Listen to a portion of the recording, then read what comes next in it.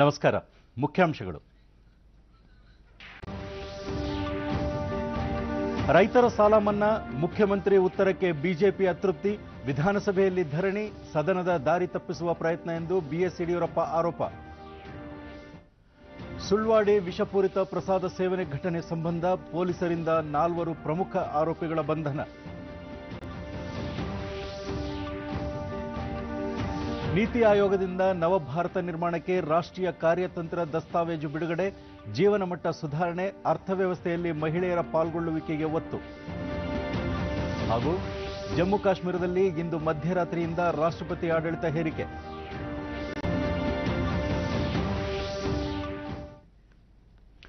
ವಾರ್ತೆಗಳ ವಿವರ.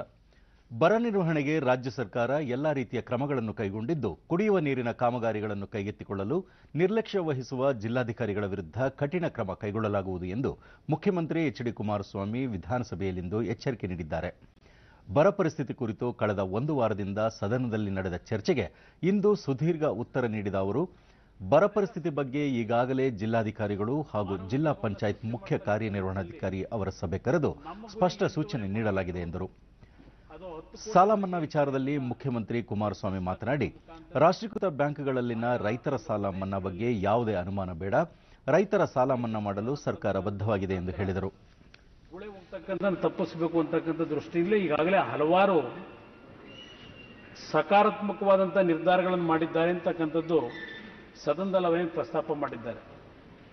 ಅಧ್ಯಕ್ಷ, ಪ್ರಮುಖವಾಗಿ ಈ ಒಂದು ಬರಕ್ಕೆ ಸಂಬಂಧಪಟ್ಟಾಗೆ ನಮ್ಮ ವಿರೋಧಿ ಪಕ್ಷದ ಸ್ನೇಹಿತರುಗಳಲ್ಲಿ ಇರ್ತಕ್ಕಂಥ ಭಾವನೆಗಳು, ಮಂತ್ರಿಗಳು ಯಾರು ಜಿಲ್ಲಾ ಒಂದು ಕೇಂದ್ರಗಳಿಗೆ ಭೇಟಿ ಕೊಡಲಿಲ್ಲ, ಸಭೆಗಳನ್ನು ಮಾಡಲಿಲ್ಲ ಅಂತಕ್ಕಂಥ ಒಂದು ಭಾವನೆಗಳನ್ನು ಏನು ವ್ಯಕ್ತಪಡಿಸ್ತಾರೆ ಅಧ್ಯಕ್ಷರೇ, ನಾನು ಕೆಲವು ಮಾಹಿತಿಗಳನ್ನು ತರಿಸಿಟ್ಟಿದ್ದೇನೆ ಅಧ್ಯಕ್ಷರೇ.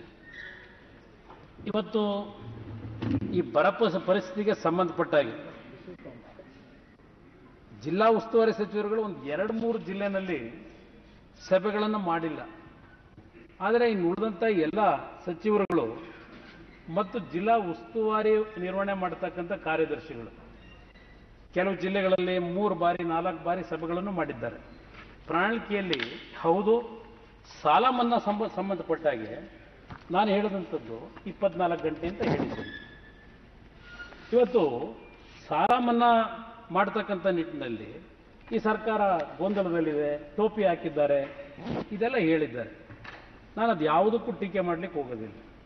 ಇವತ್ತು ನಾನು ಮುಂದೆ ಇರತಕ್ಕಂಥ ಸವಾಲು, ನೀವುಗಳು ನನ್ನಿಂದ ನಿರೀಕ್ಷೆ ಮಾಡಿ ಇವತ್ತು ರೈತರನ್ನ ಇವತ್ತು ಸಂಕಷ್ಟದಿಂದ ಪಾರು ಮಾಡಬೇಕು ಅಂತ ಹೇಳಿ ಇವತ್ತು ನನಗೆ ನೀವು ಏನು ಜವಾಬ್ದಾರಿಯನ್ನು ನಿರ್ವಹಿಸುವಂತಕ್ಕಂಥ ಒಂದು ತಮ್ಮಗಳ ಕಡೆಯಿಂದ ನನಗೆ ವಿಶೇಷವಾಗಿ ಸಾಲ ಮನ್ನಾ ಬಗ್ಗೆ ಏನು ಹೇಳಿದ್ದೀರಿ, ನಾನು ಅದನ್ನು ಸ್ವೀಕಾರ ಮಾಡಿದ್ದೇನೆ ಅಧ್ಯಕ್ಷ.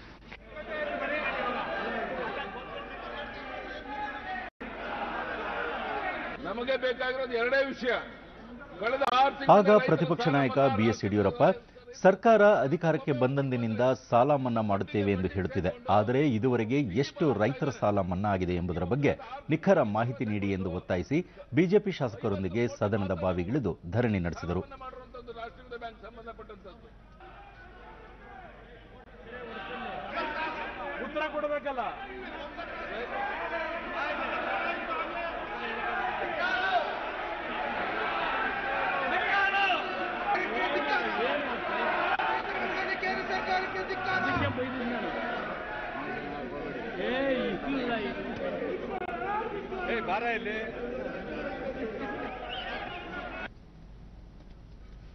ಸದನದಲ್ಲಿ ಗೊಂದಲದ ವಾತಾವರಣ ಮುಂದುವರೆದಿದ್ದರಿಂದ ಸಭಾಧ್ಯಕ್ಷರು ಸದನದ ಕಾರ್ಯಕಲಾಪವನ್ನು ಕೆಲಕಾಲ ಮುಂದೂಡಿದರು.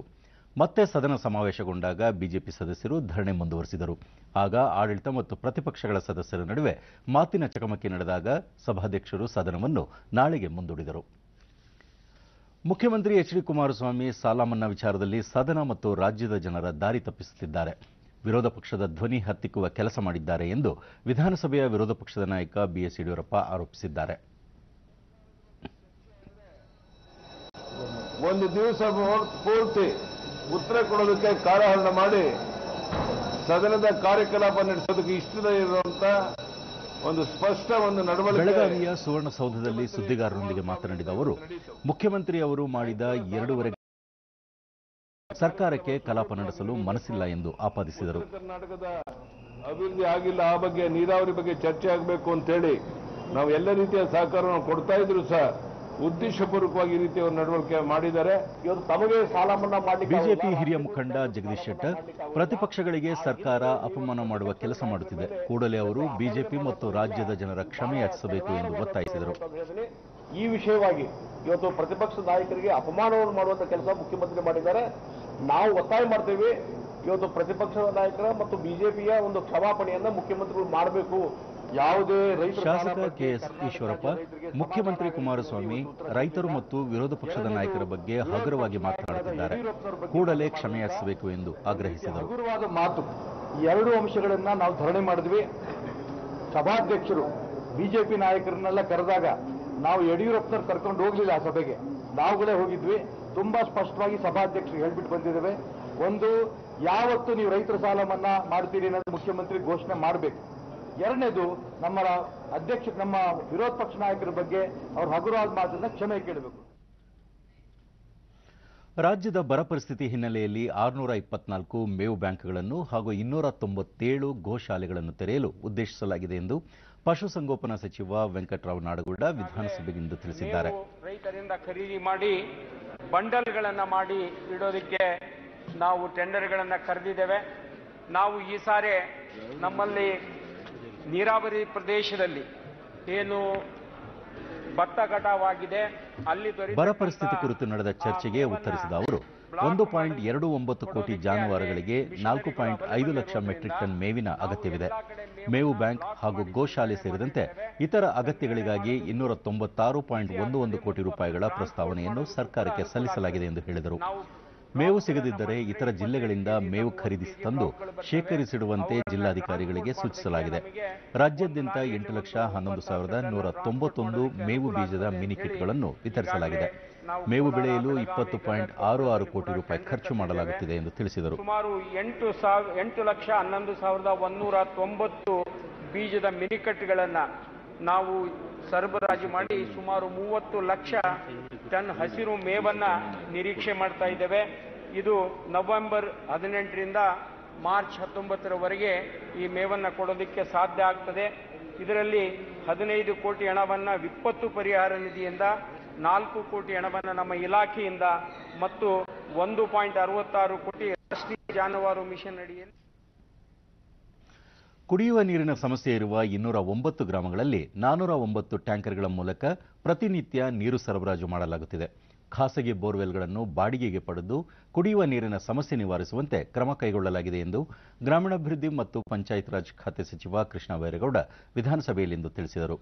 ನೀರು ಮತ್ತು ಉದ್ಯೋಗ ಖಾತ್ರಿ ಇದರ ಬಗ್ಗೆ ಅಷ್ಟೇ ಸೀಮಿತವಾಗಿ ನಾನು ಮಾತಾಡ್ತೇನೆ. ಈಗ ಕುಡಿಯೋ ನೀರಿನ ಸಮಸ್ಯೆ ಸುಮಾರು 209 ಗ್ರಾಮಗಳಲ್ಲಿ ಈಗಾಗಲೇ 409 ಟ್ಯಾಂಕರ್ಗಳ ಪ್ರತಿನಿತ್ಯ ಸರಬರಾಜು ಮಾಡಲಾಗಿದೆ. ಬರ ಕುರಿತ ಚರ್ಚೆಗೆ ಉತ್ತರಿಸಿದ ಅವರು, ಈ ಹಿಂದೆ ಖಾಸಗಿ ಬೋರ್ವೆಲ್ಗಳನ್ನು ತಿಂಗಳಿಗೆ 6,000 ರೂಪಾಯಿ ನೀಡಿ ಬಾಡಿಗೆ ಪಡೆಯಲು ಅವಕಾಶವಿತ್ತು. ಇದೀಗ ನಿಯಮ ಸಡಿಲಿಸಿ ನೀರು ಲಭ್ಯತೆಯ ಆಧಾರದಲ್ಲಿ ಹಣ ಪಾವತಿಸಲು ಅವಕಾಶ ಕಲ್ಪಿಸಲಾಗಿದೆ ಎಂದು ತಿಳಿಸಿದರು. ಮಹಾತ್ಮ ಗಾಂಧಿ ರಾಷ್ಟ್ರೀಯ ಉದ್ಯೋಗ ಖಾತ್ರಿ ಯೋಜನೆಯಡಿ 2018-19ನೇ ಸಾಲಿನಲ್ಲಿ 4,400 ಕೋಟಿ ರೂಪಾಯಿ ವೆಚ್ಚದಲ್ಲಿ 10 ಕೋಟಿ ಮಾನವ ದಿನಗಳನ್ನು ಸೃಷ್ಟಿಸುವ ಗುರಿ ಹೊಂದಲಾಗಿದೆ. ಈಗಾಗಲೇ 6.5 ಕೋಟಿ ಮಾನವ ದಿನಗಳನ್ನು ಸೃಷ್ಟಿಸಿ ಗ್ರಾಮೀಣ ಭಾಗದ ನಿರುದ್ಯೋಗಿಗಳಿಗೆ ಉದ್ಯೋಗ ಒದಗಿಸಲಾಗಿದೆ ಎಂದು ತಿಳಿಸಿದರು. ಇವೆರಡೂ ಸಮಾಧಾನ ತರುವಂತ ಪರಿಹಾರ ಅಲ್ಲ. ಅದಕ್ಕೆ ನಾವು ಕಳೆದ 2-3 ವರ್ಷದಿಂದ ಆದ್ಯತೆ ಖಾಸಗಿ ಬೋರ್ವೆಲ್ಲು ಬಾಡಿಗೆ ತಗೊಳ್ಳೋದಕ್ಕೆ ಕೊಡ್ತಾ ಇದ್ದೀವಿ. ನೀವು ಹೇಳ್ಬೋದು ಯಾರು ಕೊಡ್ತಾರ್ರಿ ಅಂತ, ಅದ್ರದ್ದು ನಾನು ಹೇಳ್ತೇನೆ. ಆದ್ರೆ ಖಾಸಗಿ ಬೋರ್ವೆಲ್ಲು ಮೊದಲು ಬರೀ 6,000 ಬಾಡಿಗೆ ಇತ್ತು. ಈಗ ನಾವು ಅದನ್ನ ಸಡಿಲ ಮಾಡಿ ಆ ನೀರು ಎಷ್ಟು ಲಭ್ಯತೆ ಇದೆ ಆ ಬೋರ್ವೆಲ್ನಲ್ಲಿ ಅದರ ಆಧಾರದ ಮೇಲೆ ದರ ನಿಗದಿ ಮಾಡಿ ಅಂತೇಳಿ ಆ ಅಧಿಕಾರವನ್ನ ಜಿಲ್ಲಾ ಮಟ್ಟಕ್ಕೆ ಕೊಟ್ಟಿದ್ದೇವೆ. ರಾಜ್ಯದಲ್ಲಿ ಮಾನವ ಆನೆ ನಡುವಿನ ಸಂಘರ್ಷ ತಡೆಗೆ ಶಾಶ್ವತ ಪರಿಹಾರ ಕಂಡುಕೊಳ್ಳಲು ಸರ್ಕಾರ ನಿರ್ಧರಿಸಿದ್ದು, ಈ ಸಂಬಂಧ ಬೇಕಾಗುವ ಅನುದಾನ ಒದಗಿಸಲು ಮುಖ್ಯಮಂತ್ರಿ ಎಚ್.ಡಿ. ಕುಮಾರಸ್ವಾಮಿ ಸಮ್ಮತಿಸಿದ್ದಾರೆ ಎಂದು ಅರಣ್ಯ ಸಚಿವ ಆರ್. ಶಂಕರ್ ವಿಧಾನ ಪರಿಷತ್ನಲ್ಲಿಂದು ತಿಳಿಸಿದ್ದಾರೆ.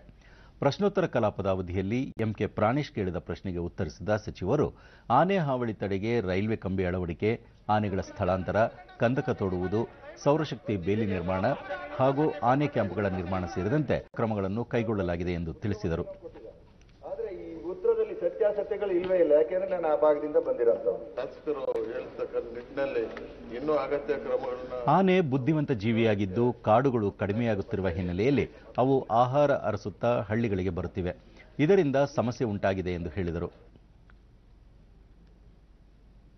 ಪಶ್ಚಿಮಘಟ್ಟ ಸಂರಕ್ಷಣೆ ಕುರಿತ ಡಾಕ್ಟರ್ ಕಸ್ತೂರಿ ರಂಗನ್ ವರದಿ ಅನುಷ್ಠಾನ ಮಾಡಿದರೆ ಅರಣ್ಯವಾಸಿಗಳು, ಕಾಫಿ ಮತ್ತು ಅಡಿಕೆ ತೋಟದ ಮಾಲೀಕರು ಸಂಕಷ್ಟಕ್ಕೆ ಸಿಲುಕುತ್ತಾರೆ ಎಂದು ಸದಸ್ಯ ಐವಾನ್ ಡಿಸೋಜಾ ಸದನದ ಗಮನ ಸೆಳೆದಾಗ ಉತ್ತರಿಸಿದ ಆರ್. ಶಂಕರ್, ಡಾಕ್ಟರ್ ಕಸ್ತೂರಿ ರಂಗನ್ ವರದಿಯನ್ನು ರಾಜ್ಯ ಸರ್ಕಾರ ಸಾರಾಸಗಟಾಗಿ ತಿರಸ್ಕರಿಸಲಿದೆ. ಈಗಾಗಲೇ ಸಚಿವ ಸಂಪುಟ ಉಪಸಮಿತಿಯಲ್ಲಿ ಈ ವರದಿಯನ್ನು ತಿರಸ್ಕರಿಸಿ ಕೇಂದ್ರ ಸರ್ಕಾರಕ್ಕೆ ಕಳುಹಿಸಿಕೊಡಲಾಗಿತ್ತು. ಆದರೆ ಪುನಃ ಕೇಂದ್ರ ಸರ್ಕಾರ ಮರುಪರಿಶೀಲಿಸುವಂತೆ ಸಲಹೆ ನೀಡಿತ್ತು. ಮುಂದಿನ ಸಚಿವ ಸಂಪುಟ ಸಭೆಯಲ್ಲಿ ಈ ವರದಿಯನ್ನು ಮತ್ತೊಮ್ಮೆ ತಿರಸ್ಕರಿಸಲಾಗುವುದು ಎಂದು ತಿಳಿಸಿದರು. ಪ್ರಕೃತಿ ವಿಕೋಪಕ್ಕೆ ತುತ್ತಾದ ಕೊಡಗಿನಲ್ಲಿ ಪರಿಹಾರ ನೀಡಲು ಸರ್ಕಾರದ ಬಳಿ ಹಣದ ಸಮಸ್ಯೆ ಇಲ್ಲ. ಕೇಂದ್ರ ಸರ್ಕಾರ ಎನ್ಡಿಆರ್ಎಫ್ ಅಡಿ ರಾಜ್ಯಕ್ಕೆ ಹಣ ಬಿಡುಗಡೆ ಮಾಡಿದ್ದು, ಪ್ರತಿ ಹೆಕ್ಟೇರ್ಗೆ 37,500 ರೂಪಾಯಿ ಪರಿಹಾರ ನೀಡಲಾಗುವುದು ಎಂದು ಕಂದಾಯ ಸಚಿವ ಆರ್. ವಿ. ದೇಶಪಾಂಡೆ ವಿಧಾನ ಪರಿಷತ್ನಲ್ಲಿಂದು ತಿಳಿಸಿದ್ದಾರೆ. ಕಾಂಗ್ರೆಸ್ ಸದಸ್ಯೆ ವೀಣಾ ಅಚ್ಚಯ್ಯ ಅವರ ಪ್ರಶ್ನೆಗೆ ಉತ್ತರಿಸಿದ ಸಚಿವರು, ಇನ್ನೊಂದು ವಾರದಲ್ಲಿ ಫಲಾನುಭವಿಗಳ ನೇರ ಖಾತೆಗೆ ಹಣ ಬಿಡುಗಡೆ ಮಾಡಲಾಗುವುದು. ಈ ಬಗ್ಗೆ ಯಾರಿಗೂ ಅನುಮಾನ ಬೇಡ ಎಂದು ತಿಳಿಸಿದರು.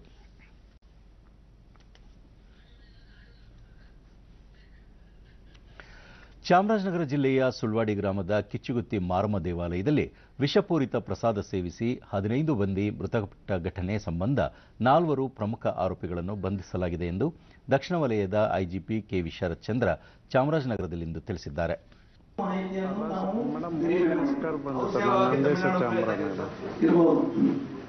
ಇನ್ನೊಂದು ಕಾಲು ಗಂಟೆ ಸರ್ ತಕ್ಷಣ ಕೊಟ್ಟೆ. ಸರಿ ಸರ್ ನಡೆಸ್ತಾ ಇದ್ದಾರೆ ಸರ್, ಅಲ್ಲೇ ವಿಡಿಯೋ ಮಾಡ್ತಾ ಇದ್ದೇನೆ. ಡಿಡಿ ನ್ಯೂಸ್ನೊಂದಿಗೆ ಅವರು, ಪ್ರಕರಣವನ್ನು ಭೇದಿಸಲು ಪೊಲೀಸರ 5 ತಂಡಗಳನ್ನು ರಚಿಸಲಾಗಿದೆ. ಒಟ್ಟು 22 ಅಧಿಕಾರಿಗಳೊಂದಿಗೆ 50 ಮಂದಿ ಸಿಬ್ಬಂದಿ ಕಾರ್ಯಾಚರಣೆ ನಡೆಸಿ ಆರೋಪಿಗಳನ್ನು ಬಂಧಿಸಿದ್ದಾರೆ.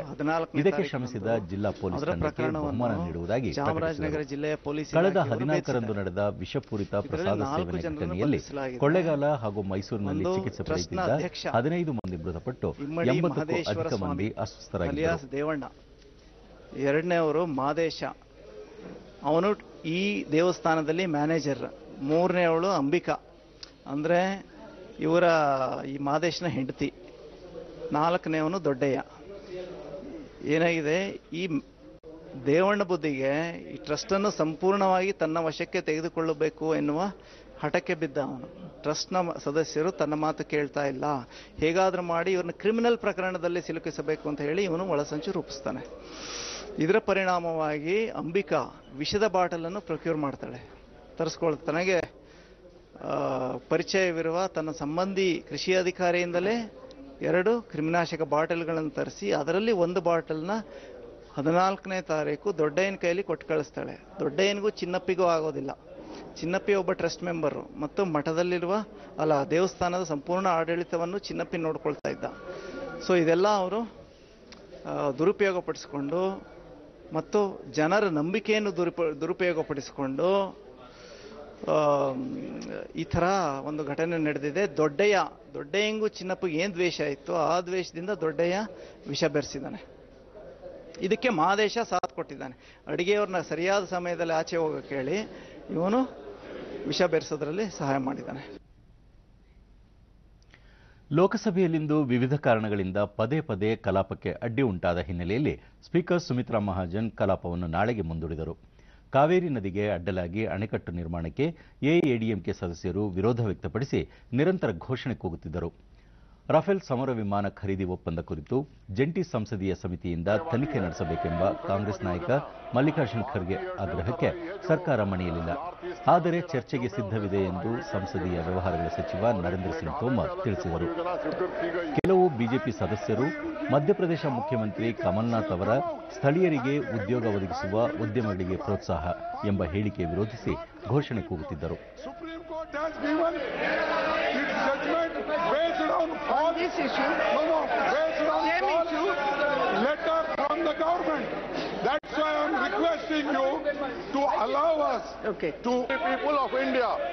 ಕಾವೇರಿ ನದಿಗೆ ಅಡ್ಡಲಾಗಿ ಅಣೆಕಟ್ಟು ನಿರ್ಮಾಣ ವಿರೋಧಿಸಿ ಸದನದ ಬಾವಿಗೆ ತೆರಳಿ ಘೋಷಣೆ ಕೂಗುತ್ತಿದ್ದ ಎಐಎಡಿಎಂಕೆ ಸದಸ್ಯರನ್ನು ಸ್ಪೀಕರ್ ಸುಮಿತ್ರಾ ಮಹಾಜನ್ ತರಾಟೆಗೆ ತೆಗೆದುಕೊಂಡರು.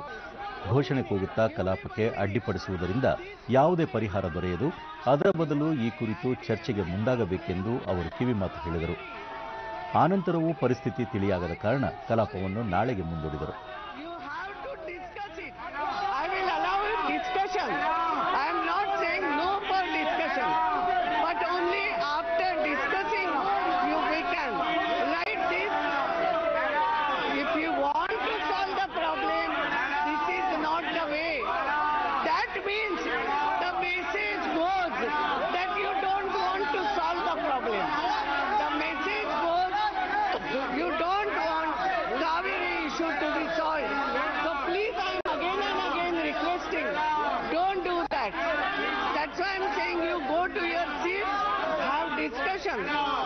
Otherwise, I can't do that. You can't solve. You can't get solution. ಕೇರಳದಲ್ಲಿ ಇತ್ತೀಚೆಗೆ ಸಂಭವಿಸಿದ ಪ್ರಾಕೃತಿಕ ವಿಕೋಪ ಹಿನ್ನೆಲೆಯಲ್ಲಿ ಪರಿಹಾರ ಮತ್ತು ಪುನರ್ ನಿರ್ಮಾಣ ಕಾರ್ಯಕ್ಕಾಗಿ ರಾಜ್ಯಸಭಾ ಸದಸ್ಯರು ಸ್ಪಂದಿಸಿ ಸಹಾಯ ಹಸ್ತ ಚಾಚಿದ್ದಾರೆ ಎಂದು ಸಭಾಪತಿ ಎಂ ವೆಂಕಯ್ಯನಾಯ್ಡು ರಾಜ್ಯಸಭೆಯಲ್ಲಿಂದು ಹೇಳಿದ್ದಾರೆ. 97 ಸದಸ್ಯರು ಸಂಸದರ ಕ್ಷೇತ್ರಾಭಿವೃದ್ಧಿ ನಿಧಿಯಿಂದ ಒಟ್ಟು 36,65,50,000 ರೂಪಾಯಿ ನೀಡಿದ್ದಾರೆ. 60 ಸದಸ್ಯರು ತಮ್ಮ 1 ತಿಂಗಳ ವೇತನದಿಂದ ಒಟ್ಟು 58,69,999 ರೂಪಾಯಿ ನೀಡಿದ್ದಾರೆ ಎಂದು ಅವರು ತಿಳಿಸಿದರು. ರಫೇಲ್ ಸಮರ ವಿಮಾನ ಖರೀದಿ ಒಪ್ಪಂದ ವಿವಾದ ಹಿನ್ನೆಲೆಯಲ್ಲಿ ವಿಪಕ್ಷಗಳ ಗದ್ದಲದ ನಡುವೆ ಸಂಸದೀಯ ವ್ಯವಹಾರಗಳ ರಾಜ್ಯ ಸಚಿವ ವಿಜಯ್ ಗೋಯಲ್ ಕಾಂಗ್ರೆಸ್ ಪಕ್ಷ ಕಲಾಪಕ್ಕೆ ಅನಗತ್ಯ ಅಡ್ಡಿಪಡಿಸುತ್ತಿವೆ. ರಫೇಲ್ ಖರೀದಿ ಒಪ್ಪಂದ ಕುರಿತ ಚರ್ಚೆಗೆ ಸರ್ಕಾರ ಸಿದ್ಧವಿದೆ ಎಂದರು. ಪರಿಸ್ಥಿತಿ ತಿಳಿಯಾಗದ ಕಾರಣ ಸಭಾಪತಿ ವೆಂಕಯ್ಯನಾಯ್ಡು ಕಲಾಪವನ್ನು ನಾಳೆಗೆ ಮುಂದೂಡಿದರು. The Honorable Deputy Chairman, Rajya Sabha has also sent letters to the members of Rajya Sabha in this regard. I am happy to inform you that 97 members of the Rajya Sabha have contributed rupees 36 crores 65 lakhs 50,000 from their MP-led funds, and 60 members donated their 1 month salary amounting to rupees 58 lakhs 69,999 for relief and rehabilitation works in the affected areas of Kerala. I, on behalf of all the members of the House and on my own behalf, express my appreciation to all those members who have contributed for this noble cause. I also take this opportunity to request the members to contribute generously from their MP-led funds, also to donate their 1 month salary for relief and rehabilitation works in the flood affected areas of Kerala, and this money will be sent to the government of Kerala for proper utilization of the same for taking care of the relief and rehabilitation program of the people of Kerala. ಭಾರತೀಯ ಬಾಹ್ಯಾಕಾಶ ಸಂಶೋಧನಾ ಸಂಸ್ಥೆ ಇಸ್ರೋ ಭೂಸ್ಥಾಯಿ ಸಂವಹನ ಉಪಗ್ರಹ GSAT 7A ಅನ್ನು ಆಂಧ್ರಪ್ರದೇಶದ ಶ್ರೀಹರಿಕೋಟಾದಲ್ಲಿರುವ ಸತೀಶ್ ಧವನ್ ಬಾಹ್ಯಾಕಾಶ ಕೇಂದ್ರದಿಂದ ಇಂದು ಸಂಜೆ 4:10 ಯಶಸ್ವಿಯಾಗಿ ಉಡಾವಣೆ ಮಾಡಿದೆ.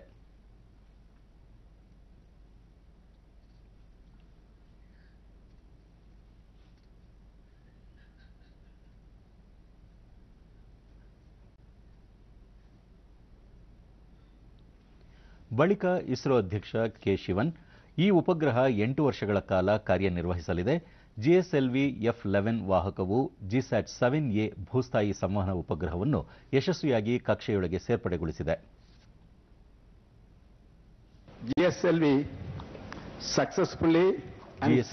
F11 ಇಸ್ರೋದ 4ನೇ ತಲೆಮಾರಿನ ಉಡಾವಣಾ ವಾಹಕವಾಗಿದೆ ಎಂದರು. ನೂತನ ಉಪಗ್ರಹ ಕೆಯು ಬ್ಯಾಂಡ್ನಲ್ಲಿ ಸಂವಹನ ಸಾಮರ್ಥ್ಯ ಒದಗಿಸಲಾಗಿದೆ. ಈ ಯಶಸ್ಸಿಗೆ ಕಾರಣರಾದ ತಮ್ಮ ತಂಡವನ್ನು ಅಭಿನಂದಿಸುವುದಾಗಿ ಅವರು ತಿಳಿಸಿದರು. 2000 kilometers more than what we expected. This is a great achievement. regarding satellite, is an advanced communication satellite. Here also, that a new technology is gone inside the Gregorian antenna. This is mainly for improving the performance. So these changes, as well as realizing that the vehicle as well as satellite is carried out by the team ISRO meticulously by going through the changes very clearly, understanding and carry out the required test and reviewed properly and cleared by SR team very nicely. 2022ರ ಹೊತ್ತಿಗೆ 75ನೇ ಸ್ವಾತಂತ್ರ್ಯೋತ್ಸವ ಸಂದರ್ಭದಲ್ಲಿ ನವಭಾರತ ಹೇಗಿರಬೇಕೆಂಬ ನೀತಿ ಆಯೋಗದ ರಾಷ್ಟ್ರೀಯ ಕಾರ್ಯತಂತ್ರ ದಸ್ತಾವೇಜು new India at 75 ಅನ್ನು ಕೇಂದ್ರ ಹಣಕಾಸು ಸಚಿವ ಅರುಣ್ ಜೇಟ್ಲಿ ಮತ್ತು ನೀತಿ ಆಯೋಗದ ಉಪಾಧ್ಯಕ್ಷ ರಾಜೀವ್ ಮುಖರ್ಜಿ ದೆಹಲಿಯಲ್ಲಿಂದು ಬಿಡುಗಡೆ ಮಾಡಿದರು. और भारत को वैश्विक शक्ति के रूप में उभारने की दिशा में काम किया जाए. दरअसल 2022 में भारत को आजाद हुए 75 साल पूरे हो जाएंगे और ये रणनीति पत्र इसी के मद्देनजर जारी किया गया है. इस मौके पर ಪ್ರಗತಿ ಮತ್ತು ಉದ್ಯೋಗಾವಕಾಶ ಸೃಷ್ಟಿ ಕುರಿತ ಚಿಂತನೆಗಳನ್ನು ಈ ದಾಖಲೆ ಒಳಗೊಂಡಿದೆ. ಭಾರತವನ್ನು ಬಡತನ ಮತ್ತು ಭ್ರಷ್ಟಾಚಾರದಿಂದ ಮುಕ್ತಗೊಳಿಸಿ ಎಲ್ಲರನ್ನೊಳಗೊಂಡ ಪ್ರಗತಿ ಸಾಧಿಸುವ ಬಗೆಯನ್ನು ವಿವರಿಸಲಾಗಿದೆ. In raising the level of popular aspirations. So the aspirations are growing, people are becoming more impatient, they want things to happen faster. And therefore, if you ಬಳಿಕ ಸಚಿವ ಅರುಣ್ ಜೇಟ್ಲಿ ಅರ್ಥವ್ಯವಸ್ಥೆಯನ್ನು ಸರಿಯಾದ ಹಳಿಗೆ ತರುವ ಸದೃಢ ನೀತಿ ನವಭಾರತದ ಆಶೋತ್ತರಗಳ ಈಡೇರಿಕೆಗೆ ಅಗತ್ಯ ಎಂದು ಪ್ರತಿಪಾದಿಸಿದರು. ಘೋಷಣೆಗಳನ್ನು ಕಾರ್ಯರೂಪಕ್ಕೆ ತರದಿದ್ದರೆ ಅವು ನಿರ್ಜೀವಗೊಳ್ಳುತ್ತವೆ. ಕಳೆದುಕೊಂಡಿರುವ ಅವಕಾಶಗಳನ್ನು ಮತ್ತೆ ಪಡೆಯುವ ಯುಗದಲ್ಲಿ ಭಾರತ ಈಗ ನಿಂತಿದೆ ಎಂದು ಅವರು ವಿವರಿಸಿದರು. How do you eradicate poverty? How do you concentrate on better infrastructure, better smart cities, and so on? And it's a fairly comprehensive agenda that they've laid down. ಸಂಸತ್ ಭವನದ ಕೇಂದ್ರೀಯ ಕೊಠಡಿಯಲ್ಲಿ ಮಾಜಿ ಪ್ರಧಾನಿ ದಿವಂಗತ ಅಟಲ್ ಬಿಹಾರಿ ವಾಜಪೇಯಿ ಅವರ ಭಾವಚಿತ್ರ ಹಾಕಲು ಭಾವಚಿತ್ರ ಸಮಿತಿಯಿಂದ ಸರ್ವಸಮ್ಮತಿ ದೊರೆತಿದೆ. ಪ್ರಸ್ತುತ ನಡೆಯುತ್ತಿರುವ ಸಂಸತ್ತಿನ ಅಧಿವೇಶನದ ಸಂದರ್ಭದಲ್ಲೇ ವಾಜಪೇಯಿ ಅವರ ಭಾವಚಿತ್ರ ಹಾಕಲು ಸಮಿತಿ ತೀರ್ಮಾನಿಸಿದೆ. ಲೋಕಸಭಾ ಸ್ಪೀಕರ್ ಸುಮಿತ್ರಾ ಮಹಾಜನ್ ಅವರ ಅಧ್ಯಕ್ಷತೆಯ ಭಾವಚಿತ್ರ ಸಮಿತಿ ಸಭೆಯಲ್ಲಿ ನಿನ್ನೆ ಸಚಿವರಾದ ರಾಜನಾಥ್ ಸಿಂಗ್, ಅರುಣ್ ಜೇಟ್ಲಿ ಹಾಗೂ ನರೇಂದ್ರ ಸಿಂಗ್ ತೋಮರ್ ಅವರು ಸಂಸತ್ ಭವನದ ಕೇಂದ್ರೀಯ ಕೊಠಡಿಯಲ್ಲಿ ಅಟಲ್ ಬಿಹಾರಿ ವಾಜಪೇಯಿ ಅವರ ಭಾವಚಿತ್ರ ಹಾಕುವ ಬಗೆಗೆ ಪ್ರಸ್ತಾಪ ಸಲ್ಲಿಸಿದರು. ಇದಕ್ಕೆ ಸದಸ್ಯರೆಲ್ಲರೂ ಒಕ್ಕೊರಲಿನಿಂದ ಸಮ್ಮತಿ ಸೂಚಿಸಿದರು. ರಫೇಲ್ ಸಮರ ವಿಮಾನ ಖರೀದಿ ವಿಚಾರ ಪ್ರಸ್ತಾಪಿಸಿ ಸಂಸತ್ ಅಧಿವೇಶನದಲ್ಲಿ ಕಾಂಗ್ರೆಸ್ ಅಧ್ಯಕ್ಷ ರಾಹುಲ್ ಗಾಂಧಿ ಕಲಾಪಕ್ಕೆ ಅಡ್ಡಿಪಡಿಸುತ್ತಿದ್ದಾರೆಂದು ಆರೋಪಿಸಿ ದೇಶದ ವಿವಿಧೆಡೆಗಳಲ್ಲಿಂದು ಬಿಜೆಪಿ ಕಾರ್ಯಕರ್ತರು ಪ್ರತಿಭಟನೆ ನಡೆಸಿದರು. ರಫೇಲ್ ಒಪ್ಪಂದದಲ್ಲಿ ಸರ್ಕಾರದಿಂದ ಯಾವುದೇ ಲೋಪವಾಗಿಲ್ಲ ಎಂದು ಸುಪ್ರೀಂ ಕೋರ್ಟ್ ತೀರ್ಪಿತ್ತಿದ್ದರೂ ರಾಹುಲ್ ಗಾಂಧಿ ಅನಗತ್ಯವಾಗಿ ಗದ್ದಲ ಸೃಷ್ಟಿಸುತ್ತಿದ್ದಾರೆ ಎಂದು ಬಿಜೆಪಿ ಕಾರ್ಯಕರ್ತರು ಆರೋಪಿಸಿದರು. ರಾಹುಲ್ ಗಾಂಧಿ ದೇಶ को गुमराह कर रहे हैं.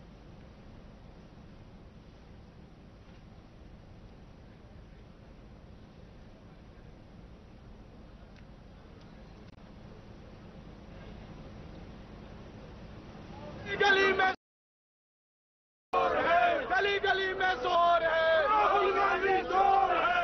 भाजपा के दिल्ली प्रदेश अध्यक्ष मनोज तिवारी के नेतृत्व में ದೆಹಲಿಯಲ್ಲಿ ಪ್ರತಿಭಟನೆಯ ನೇತೃತ್ವ ವಹಿಸಿದ್ದ ಪ್ರದೇಶ ಬಿಜೆಪಿ ಅಧ್ಯಕ್ಷ ಮನೋಜ್ ತಿವಾರಿ ರಾಹುಲ್ ಗಾಂಧಿ ಮತ್ತು ಕಾಂಗ್ರೆಸ್ ಪಕ್ಷ ದೇಶದ ಕ್ಷಮೆ ಯಾಚಿಸಬೇಕೆಂದು ಒತ್ತಾಯಿಸಿದರು. शोर है कि कांग्रेस पार्टी चोर है, राहुल गांधी झूठ का बिल्डिंग बनाना चाहते हैं, ये देश को लोग गिरा देंगे.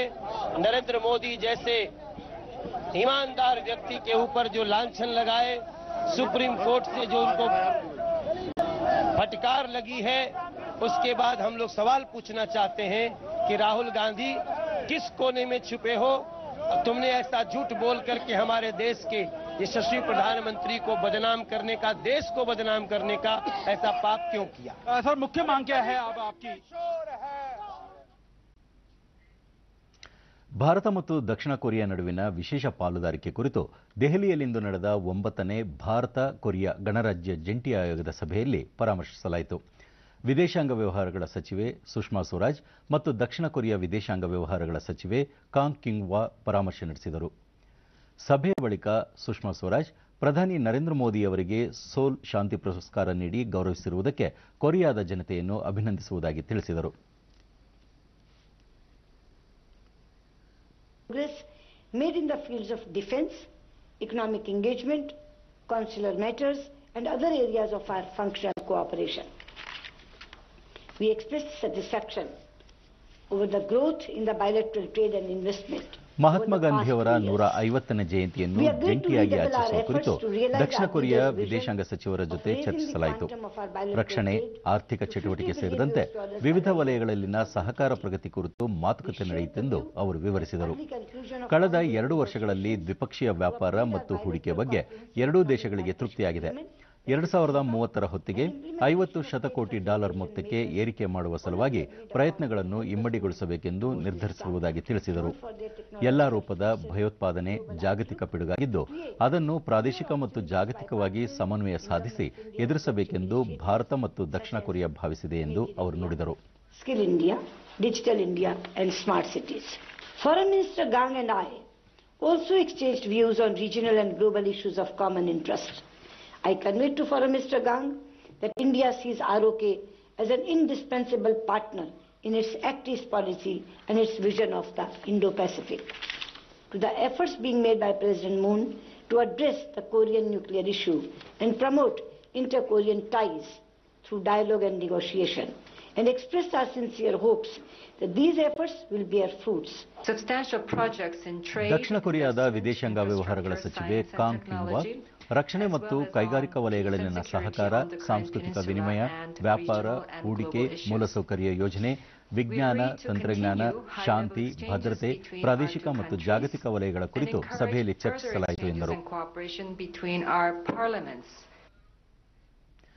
ಜಮ್ಮು ಕಾಶ್ಮೀರದಲ್ಲಿ ಇಂದು ಮಧ್ಯರಾತ್ರಿಯಿಂದ ರಾಷ್ಟ್ರಪತಿ ಆಳ್ವಿಕೆ ಅಸ್ತಿತ್ವಕ್ಕೆ ಬರಲಿದೆ.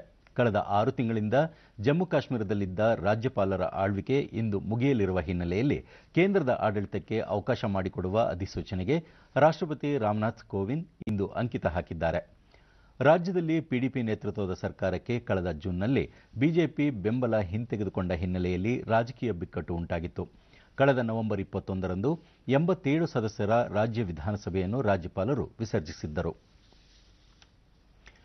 ರಾಜ್ಯದಲ್ಲಿ ಸಿರಿಧಾನ್ಯ ಬೆಳೆಗಳಿಗೆ ಪ್ರೋತ್ಸಾಹ ನೀಡಲು ಹಾಗೂ ಮಾರುಕಟ್ಟೆ ಸೌಲಭ್ಯ ವಿಸ್ತರಿಸಲು ಮುಂದಿನ ವರ್ಷದ ಜನವರಿ 18ರಿಂದ 20ರವರೆಗೆ ಬೆಂಗಳೂರಿನ ಅರಮನೆ ಆವರಣದಲ್ಲಿ ಸಾವಯವ ಮತ್ತು ಸಿರಿಧಾನ್ಯಗಳ ಕುರಿತ ಅಂತಾರಾಷ್ಟ್ರೀಯ ಮೇಳವನ್ನು ಆಯೋಜಿಸಲಾಗಿದೆ ಎಂದು ಕೃಷಿ ಸಚಿವ ಎನ್ಎಸ್ ಶಿವಶಂಕರ್ ರೆಡ್ಡಿ ಬೆಳಗಾವಿಯಲ್ಲಿಂದು ತಿಳಿಸಿದರು.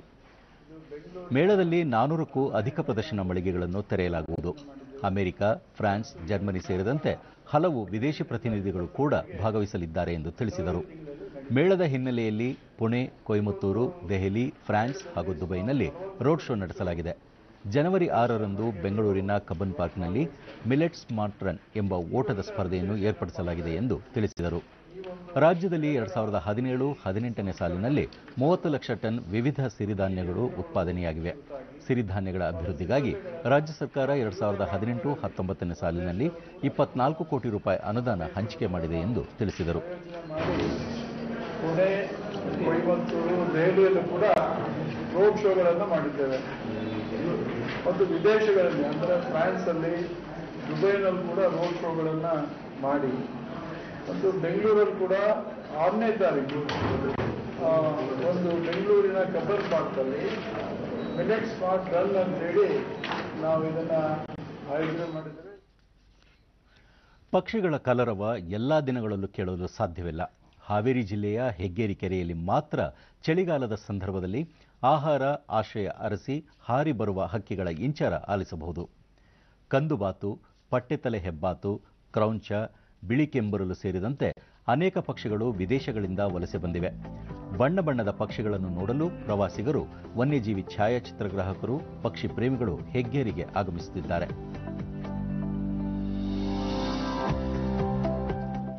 ದೇಶ ವಿದೇಶಗಳಿಂದ ಡಿಡಿ ನ್ಯೂಸ್ನೊಂದಿಗೆ ಪಕ್ಷಿ ಪ್ರೇಮಿ ಮಾಲತೇಶ ಅಂಗೂರ್, ಆಸ್ಟ್ರೇಲಿಯಾದ bar headed goose, spoon bell, ದಕ್ಷಿಣ ಆಫ್ರಿಕಾದ ಸ್ಯಾಂಡ್ ಡೋವ್ ಸೇರಿದಂತೆ ವಿದೇಶಿ ಪಕ್ಷಿಗಳು ಹಾವೇರಿಗೆ ವಲಸೆ ಬಂದಿವೆ ಎಂದರು. ಜತೆಗೆ ಗುಜರಾತ್ನ ರಾಜಹಂಸ ಸೇರಿದಂತೆ ದೇಶದ ವಿವಿಧ ರಾಜ್ಯಗಳ ಪಕ್ಷಿಗಳು ಹೆಗ್ಗೇರಿ ಕೆರೆಗೆ ಹಾರಿ ಬಂದಿವೆ. 60ಕ್ಕೂ ಹೆಚ್ಚು ಪ್ರಭೇದಗಳ ಹಕ್ಕಿಗಳ ವಿಹಂಗಮ ನೋಟ ಕಣ್ಮನ ಸೆಳೆಯುತ್ತಿವೆ ಎಂದು ಹರ್ಷ ವ್ಯಕ್ತಪಡಿಸಿದರು. ಮರಿಯನ್ನ ಮಾಡಿಸಿದೆ. ಅದರ ಜೊತೆಗೆ ಇನ್ನೂ ಹಲವಾರು ದೇಶಗಳ ವಿದೇಶಿ ಪಕ್ಷಿಗಳು ಇಲ್ಲಿ ನಮ್ಮ ಐತಿಹಾಸಿಕ ಹೆಗ್ಗೇರಿ ಕೆರೆಗೆ ಆಗಮಿಸಿ ಇಲ್ಲಿ ಬಿಟ್ಟಿವೆ. ಚಳಿಗಾಲ ಆರಂಭವಾದಾಗಿನಿಂದ ಹಲವಾರು ಪಕ್ಷಿಗಳು ಇಲ್ಲಿ ಹೆಗ್ಗೇರಿ ಕೆರೆಯನ್ನು ಆಶ್ರಯಿಸಿವೆ. ಕೊನೆಯಲ್ಲಿ ಮತ್ತೊಮ್ಮೆ ಮುಖ್ಯಾಂಶಗಳು. ರೈತರ ಸಾಲ ಮನ್ನಾ, ಮುಖ್ಯಮಂತ್ರಿ ಉತ್ತರಕ್ಕೆ ಬಿಜೆಪಿ ಅತೃಪ್ತಿ, ವಿಧಾನಸಭೆಯಲ್ಲಿ ಧರಣಿ, ಸದನದ ದಾರಿ ತಪ್ಪಿಸುವ ಪ್ರಯತ್ನ ಎಂದು ಬಿಎಸ್ ಯಡಿಯೂರಪ್ಪ ಆರೋಪ. ಸುಳ್ವಾಡಿ ವಿಷಪೂರಿತ ಪ್ರಸಾದ ಸೇವನೆ ಘಟನೆ ಸಂಬಂಧ ಪೊಲೀಸರಿಂದ 4 ಪ್ರಮುಖ ಆರೋಪಿಗಳ ಬಂಧನ.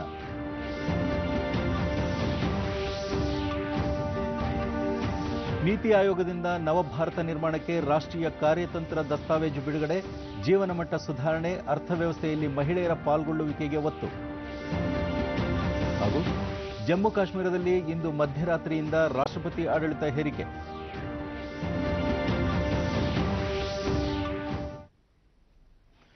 ಇಲ್ಲಿಗೆ ಇಂದಿನ ವಾರ್ತಾ ಪ್ರಸಾರ ಮುಕ್ತಾಯವಾಯಿತು. ಸತ್ಯ, ಸಮರ್ಥ, ಸಂಪೂರ್ಣ ಸುದ್ದಿಗಾಗಿ ವೀಕ್ಷಿಸಿ ಚಂದನ ವಾರ್ತೆ. ನಮ್ಮ ಮುಂದಿನ ವಾರ್ತಾ ಪ್ರಸಾರ ನಾಳೆ ಬೆಳಗ್ಗೆ 7:45 ಡಿಡಿ ಚಂದನದಲ್ಲಿ. ನಮಸ್ಕಾರ.